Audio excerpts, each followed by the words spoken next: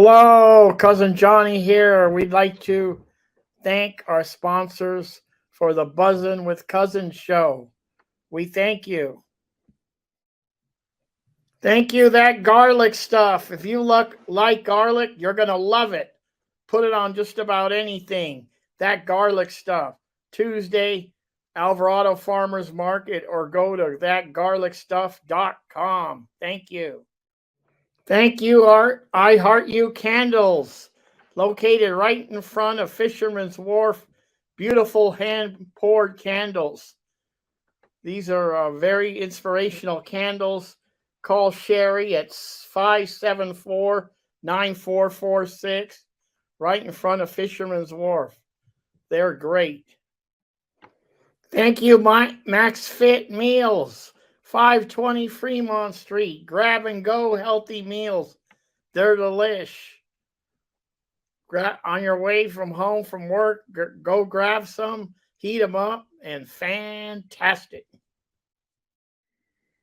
Thank you, Suds Cyber Laundry, 709 Lighthouse, Pacific Grove.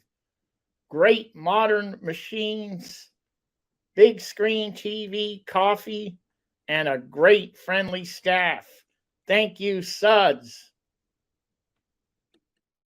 Thank you, the Whiskey Club, 425 Alvarado Street. Over 400 whiskeys to choose from. Go in, relax, have a drink. They have a bottle shop. They have room for special events. The Whiskey Club, thank you. Thank you, storyteller, author, and all-around good guy, Tony Albano. Tony has written 3 books, the latest being Cherish, about a New York teenager and a nun find love. Thank you, Tony. And if you want to order the book or find out more about Tony, go to Tony, Tony, Albano, Albano, storyteller.com. Check it out. Thank you. Thank you, sponsors, for the Buzzin' with Cousins show. We thank you.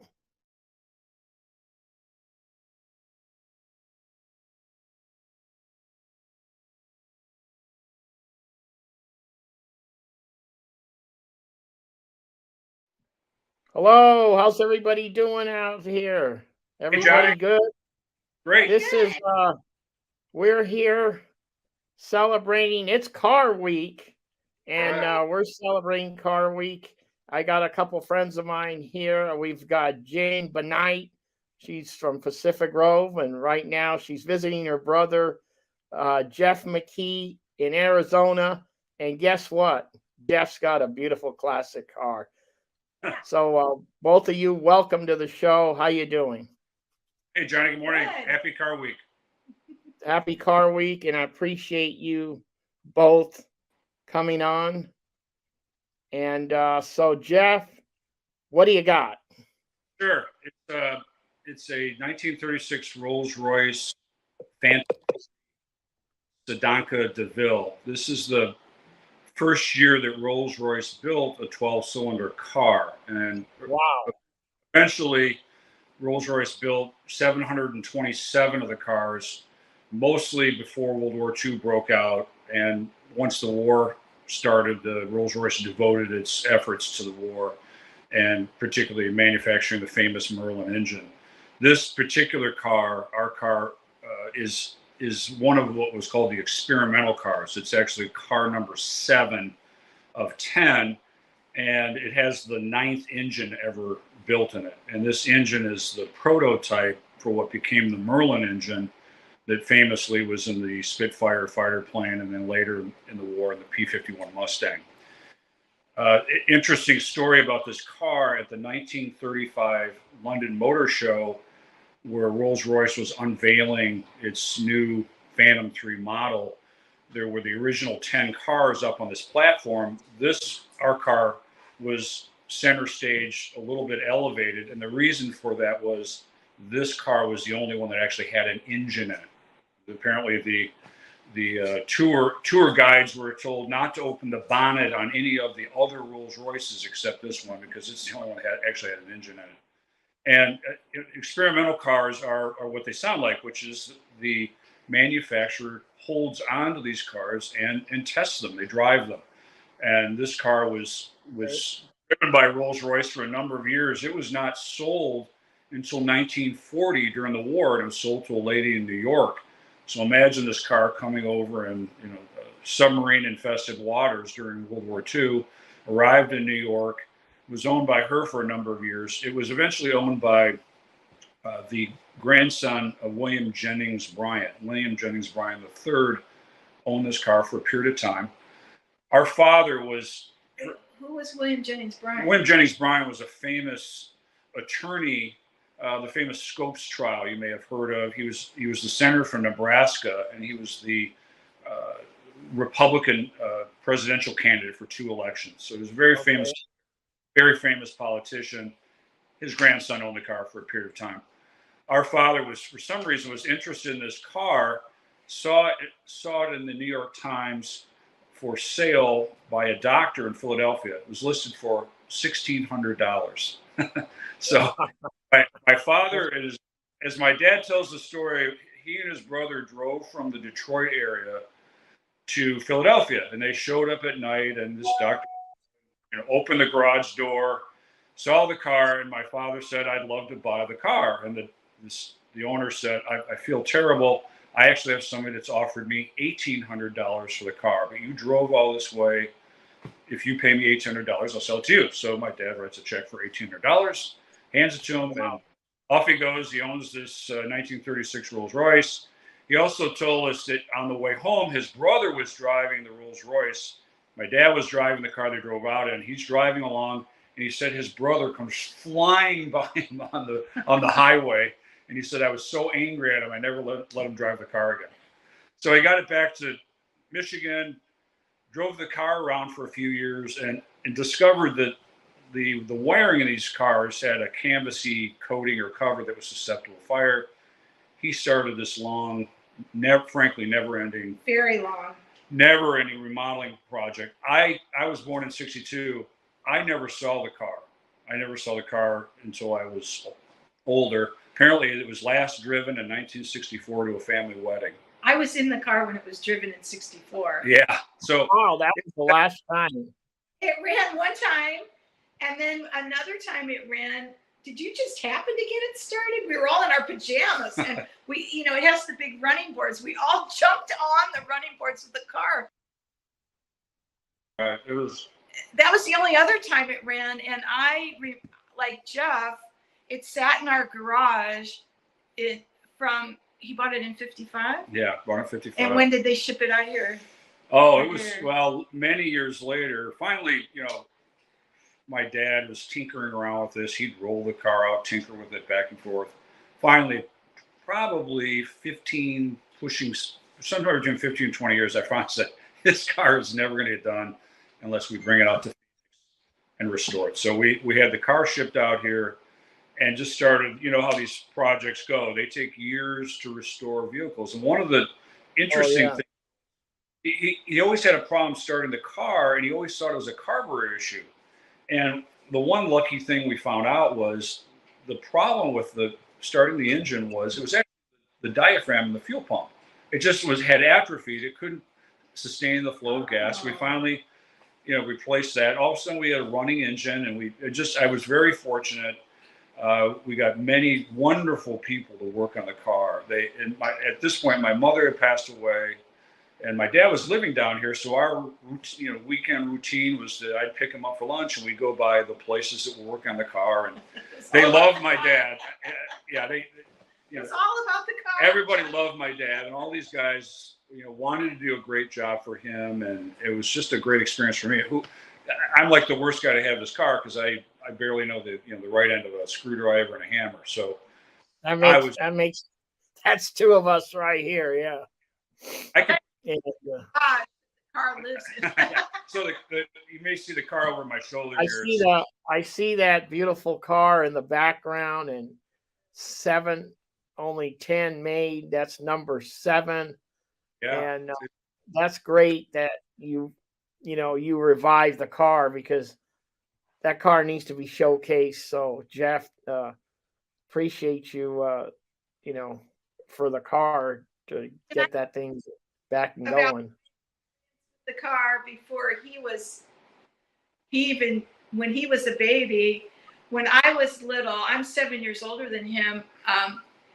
The car just sat in the garage. It didn't even have a floor in parts of the car. It was just completely untouched, And it had this horrible green 30s era paint. That's terrible. And I used to sit in the back seat, because in the back seat of these particular Rolls, there's these wonderful, beautiful walnut burl little desks that come out.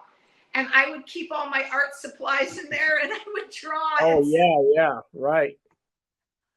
Yeah. That's Now, Jeff, so that's the original color was green. Is that? remember that the car was an experimental car. So if you think about it, Rolls Royce wasn't particularly concerned with how the car looked. It was really focused on functionality. And when it was sold, it was like a pea green color with a darker stripe, not very attractive. So we picked this color combination. It's not the original color, but it is it's an authentic, appropriate, period. Took Paint forever scheme. to decide the color too. I love it because of that. It's got the black and that lighter color. It looks it's classy looking. Yeah, it's actually a deep maroon. It's not black. It looks black though. Yeah, it takes on different hues depending on. Sometimes it looks brownish. Sometimes it looks.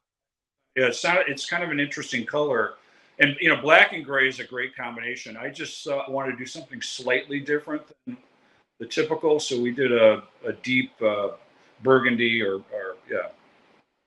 Yeah, it took forever for them to decide the color, and Mom always want to paint it yellow because she loved the movie. No, they did paint it yellow. Hideous. That's right. It was. They painted the car yellow at some point. It was horrible. Yeah, Mom always wanted. Jeff, congratulations. Jane was telling me a few years. So then the other big thing that happened with this car is Jeff got to show it in the Pebble Beach Concours in 2000. That's what I was going to say. Congratulations for that, because only the top of the top qualify for that event, and your 1936 was there. When was that, Jeff?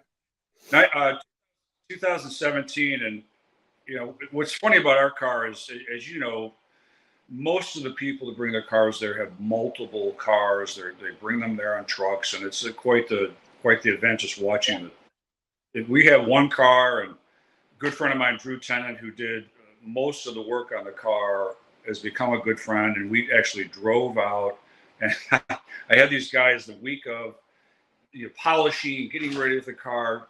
Drew said, "I've never seen the car look better." We drive all the way from Phoenix to Monterey. We pull up. Janie's there. My wife's there. Kids are there. Let me see the car. We open it up. Well, it had a layer of dust all over the car because the air vent to the trailer had been left open. So I'm like, that's how we started off Pebble Beach. You trailered it in. Did you trailer the car in, right? Or? Oh yeah. So. But it runs. He drives. No, the car runs. Great. Not a trailer. So Jane, did you have that giant hat and for the concourse event, they dress up with the hats and the dress and the picnic basket? No, I didn't really have anything from the 30s. I did dress a little bit of vintage, but I really didn't have anything to wear that was very 30s era. I should have planned it better, but it's really interesting when you do the behind the scenes of someone who's entering an event. It's almost like a wedding because so much has to be coordinated, and Jeffrey had to go to so many things, and he'd have to have the car out there on the field at 5 or in the morning, and there's so many things go wrong. Like when you're behind the scenes with all the people getting their cars, everything's going wrong for everybody. It wasn't just. Oh yeah, everything looks great. Yeah, almost like a really great restaurant. You know, on the outside you see everything great. In the kitchen, the chef's yelling at people, "Let's go! Come on, let's go! Move it out! Move it out!" But anyway, yeah. So, it was a great Jeff, event. is there any events? You probably got a concourse events there in Arizona. There's a big car place there too. Thing was it kind of as a tribute to the the granddaddy of mall in Pebble Beach. Arizona started its own Arizona concourse. Yeah, very good. very nice show. Excuse me, gentlemen, it's Concours. You don't pronounce the Sorry. Oh, you're right. Okay, Concours. Got it. I've been volunteering since he showed the car because I got so jazzed by the event, and That's funny. Yeah. so now I know it's Concours. So they had the first one in Arizona at the Biltmore Hotel in 2014. So we entered the car, and what was nice about it was our dad was there, and my son was home from college, and we ended up winning first prize in our group, and he passed away 6 months later. So it was kind of a neat finality. Yeah, he got to see it all. Here's the embarrassing thing. So we live a mile from the Biltmore Hotel where the show was. So you take the car over on Friday, the show's on Sunday, and we live in a cul-de-sac. So I drive the car out of the cul-de-sac, and I think, I was gonna go put gas in the car, and we have a 38-gallon tank, but at the time the fuel gauge didn't work. So I'm like, we're just a couple miles away. So I drive over the Biltmore, drive in, no problem. Sunday morning we get there, 5 a.m. Judges come over. Could you start the car, please? No problem. Start the car. Hey, the engine sounds great, looks great, blah blah blah. And right before the judge, we were just walking off in the car. The engine conks out. We all sort of laugh. Oh, that's good timing. And they come over about 2 hours later. Congratulations, you've won first prize in your class. There's a blue ribbon. Now, what we're going to do we're going to call each class winner down. You drive down. Yeah. There's you've seen it, just like Pebble Beach. You drive over, they get a trophy. Yeah, through. So they're hailing me. It's my turn to go. Well, what's going to happen. The car wouldn't start because it was out of gas. And I was just on the sled. Oh, I was so angry. Everybody else laughing. That's all right. It's just a slow 1 or 2 mile, so they could kind of just push the car through. Gas can. I could walk home and get the gas can I'd mow my lawn with faster than these people. And so finally I have to walk down instead of the car. And I'm waving. Now, then eventually they get gas, and then I drive down, and it was, at the winner's area. But needless to say, right after that, I went and put 30 gallons of gas in my car. And I keep it that way ever since. So it hasn't happened again. I learned my lesson the hard way, like most lessons. Great. Yeah. I really appreciate you guys coming on and showcasing that beautiful car of yours, and I can't wait to get a closer look. Yeah, so do you want? I'll give you a little tour. I'll get the camera and we'll walk around it. All right, let's do it. Okay. Sure. All right, cool. So I have to hold it this way. Whoops! I just turned the whole thing off. Great. There we go. So of course with this thing I can't tell.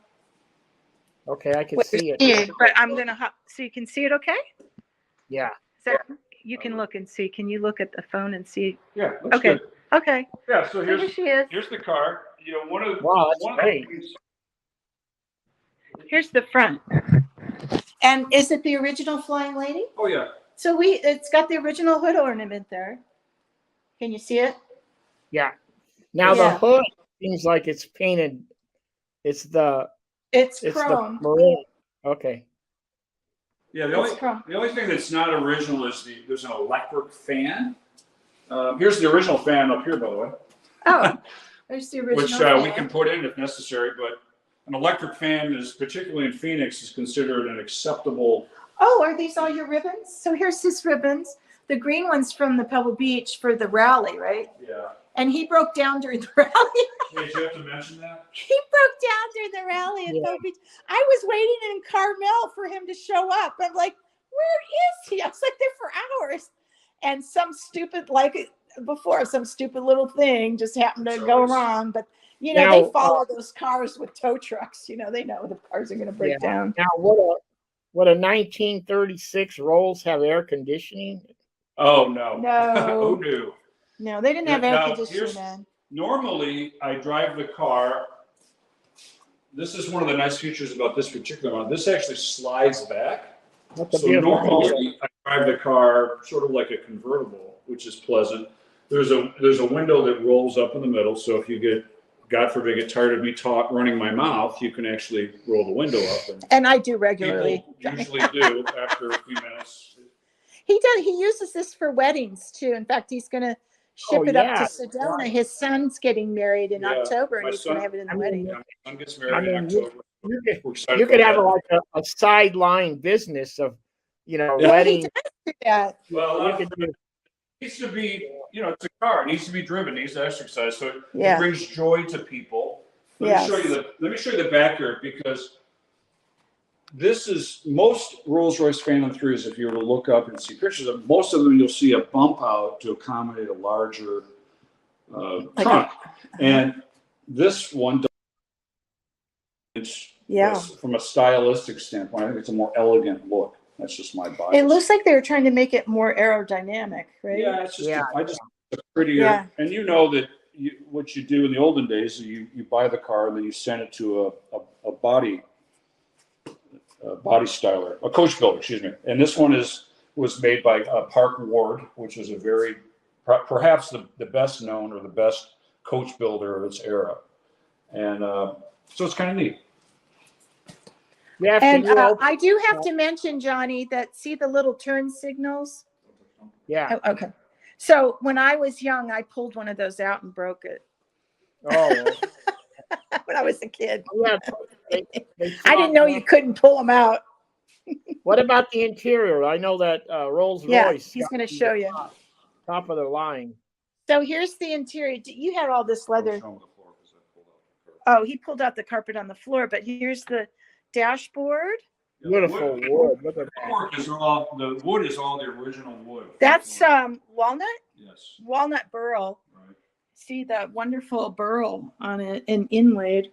Oh, wow. That is really great. Bucket seats. That seems kind of modern for the era. Yeah, but we think of leather's in the front for the chauffeur and there, look at the clutch. See, I just took the clutch out. It's being fixed. That's why you don't see carpet on the floor. Yeah, he doesn't have the carpet in right now. But is it like a 3-speed or what? It's a 4-speed, and what's interesting is it's on the floor, but it's to your right, and so it's like driving a traditional stick shift.